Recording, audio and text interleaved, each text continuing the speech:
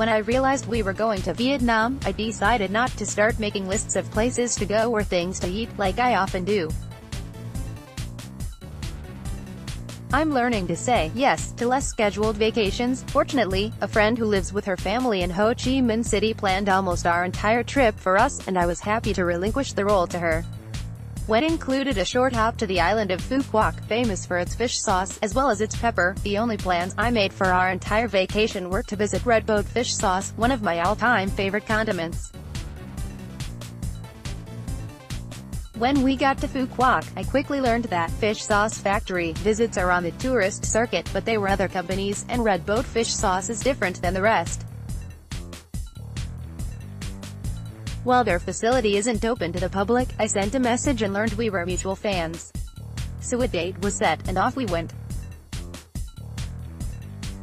It's hard to imagine a meal in Vietnam without fish sauce featuring prominently into a dish or a sauce. If you eat street food, you'll find a bottle on the table, used to season food.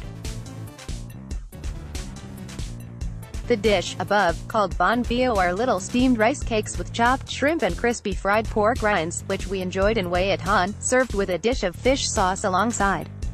I was also served an entire half bottle of vodka, just for myself, which was listed as local rice wine on the menu. Caramelized chicken and caramel ribs are other dishes that rely on fish sauce, which is naturally rich in glutamates, for their tangy, umami-rich flavor.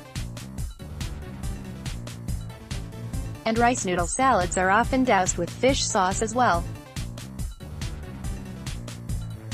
Red Boat fish sauce, I found out, is off the beaten path, and even the people at our hotel, who grew up on the island, had no idea how to get there. I understood why Quang Pham, the owner, above, said, "Best to have the taxi driver call me. I'll tell him how to get here." I saw what he meant when we pulled into a narrow driveway that didn't look like it would lead to much from the street. The streets in Vietnam seem to be a jumble of everything, with different kinds of shops and restaurants, and other kinds of businesses, all mixed together. I was amazed at what kinds of businesses I randomly came across just walking around or passing on our motor scooter. Adjacent to the Red Boat fermenting barrels is the river where the black anchovies are caught and hauled in by their boats. Other fish sauces might be made with other kinds of fish, such as sardines or squid, but Red Boat only uses wild anchovies. One of the secrets to their fish sauce, which is why it isn't as fishy as other fish sauces, is that the anchovies are salted on the boat, right after they're caught, so they stay fresh. Other fish sauce makers may salt the fish a few days later, when the fish are not exactly at their prime. And we all know that fresh fish doesn't get any better the longer it sits. The salt is also special. It's harvested not far from their docks, and before it's used, it's matured for 3 months before using it, which mellows it, and reduces its harshness. Quang noted that the 3 factors that contribute to the good flavor of their particular fish sauce are the quality and freshness of the anchovies, the salt, and the fermenting environment. Inside their warehouses, just next to where the 4 fish boats that drop off the anchovies a couple of times a week were parked, it is a large room filled with squat, tangerine-colored barrels. Each barrel holds about 13 to 14 tons of salted anchovies. They use about 32% to 35% salt and don't add anything else, such as MSG or sugar. The warehouse has a thin roof and can get very hot in the afternoon sun, which was why our visit was scheduled fairly early in the morning, and that heat is one of the factors that helps their sauce ferment properly. You can see from the jar on the left, below, what the anchovies and salt look like after they've been marinating in salt for a short time. To show us the difference in the sauce over the course of the year it takes to ferment and age, Quang drained off fish sauce from several different barrels, allowing us to see and taste the difference between sauce aged for 3, 6, 9 months, as well as fish sauce aged for 12 months, when it's done. He pointed out the 3-month aged sauce was lighter in color and had a rougher taste when we dipped our spoons into it than the sauces that had been aged longer. Tasting them all, it was remarkable how the longer aging gave the sauce a substantially deeper flavor. Also, as the fish sauce ages, the color gets progressively deeper.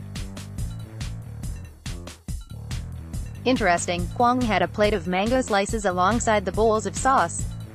In addition to being amazing mangoes, the fruit in Vietnam was pretty phenomenal. Mangoes are the perfect palate cleanser for the salty sauce. Who knew? As our tastes change, Quang told me that in America, fish sauce isn't necessarily considered an Asian ingredient anymore, as people are using it for lots of other kinds of cooking, including carne asada, pan-roasted Brussels sprouts, and even cocktails. Elsewhere, it's still a rather uncommon ingredient, and although stores that specialize in Asian ingredients sell standard fish sauce, it's hard to track down Red Boat in France. Someone tipped me off to a mail-order source, La Maison de Vietnam, and it's also available on Amazon Germany, which ships to many countries in the EU. The Red Boat website in the UK will also ship. In the United States, it's sold at Whole Foods, Trader Joe's and on Amazon. I've considered bringing it back with me, but concerned about the pungent bottle opening, and infusing the contents of my suitcase in fish sauce. I worked in a Southeast Asian restaurant back in San Francisco and someone dropped a bottle of fish sauce in the dining room, which heavily scented the room for several days after. One product that was new to me, that I learned about in Phu Quoc, was Red Boat salt, which is definitely taking a one-way trip back to France with me.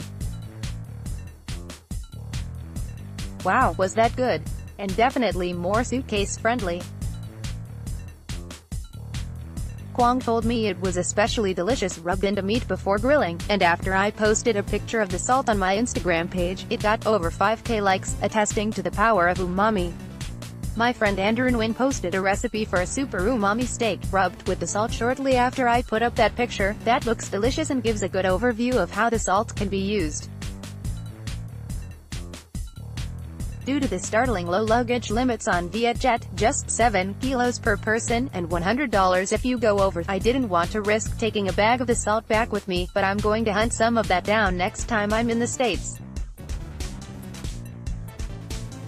Finally, we tasted Red Boat Family Reserve fish sauce, which was outstanding and worth the extra price. It's available on their website and Amazon. The fish sauce is aged in bourbon and maple barrels, then finished with a light smoking.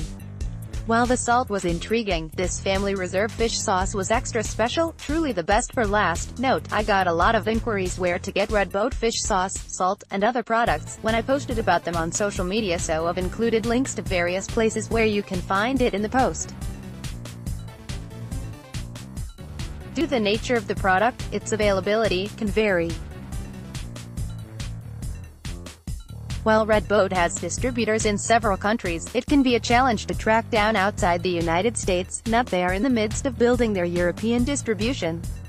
I've given some links in the post, and you can also use my tips for finding foods and other items online.